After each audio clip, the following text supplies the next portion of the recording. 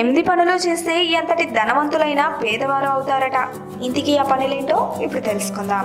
మనుషులు ఎవరైనా కష్టపడేది, సంపాదించేది సుఖంగా బతకడం కోసం, కానీ పేదరికంలో ఉండాలని ఎవరు కోరుకోరు.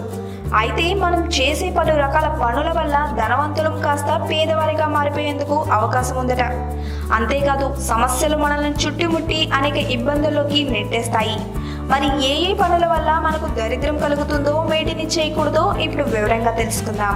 శ్మశానంలో ఉండే మరణించిన వారి ఎముకలను తాకకూడదు. అలా చేస్తే అరిష్టం వెంటాడుతుంది.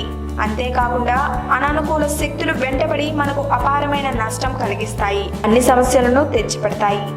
నేల మీద పడిన ఆహారాన్ని కాలితో అస్సలు తాకకూడదు. అలాగే మనం ఆహారం తినే ప్లేట్లలో ఎట్టి పరిస్థితుల్లోనూ పొరపాటున కూడా అడుగు పెట్టకూడదు. అలా చేస్తే ఎప్పటికీ దరిద్రం వెంటాడుతుంది, సంపద అస్సలు కలిసి రాదు. పండుగలు, ప్రత్యేక పర్వదినాల రోజుల్లో కుక్కను ముట్టుకోరాదు. అలా చేస్తే అపశకనం కలుగుతుంది. దీనివల్ల జీవితంలో పేదరికాన్ని అనుభవిస్తారని నారద పురాణం చెప్తుంది. ఇంటిని శుభ్రం చేశాక వచ్చే మురికి నీరు శరీరంపై ఎట్టి పరిస్థితుల్లోనూ పడకూడదు.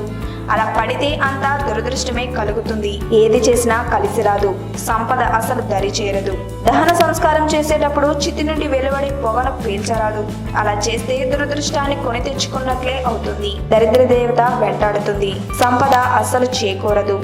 శవాన్ని ముట్టుకుంటే ఎవరైనా ఆ తర్వాత గంగాజలంతో ఖచ్చితంగా తలస్నానం చేయాలి, లేకపోతే పేదరికం కలుగుతుంది. ఉన్న సంపద అంతా తుడిచిపెట్టుకుపోతుంది.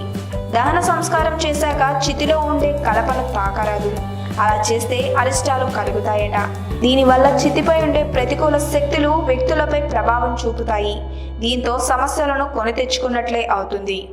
మురికిగా ఉండే చాపపై చేతులు ఉంచరాదు. అలా ఉంచితే మనలో ఉండే సానుకూల శక్తులను అది బలవంతంగా లాక్కుంటుందట.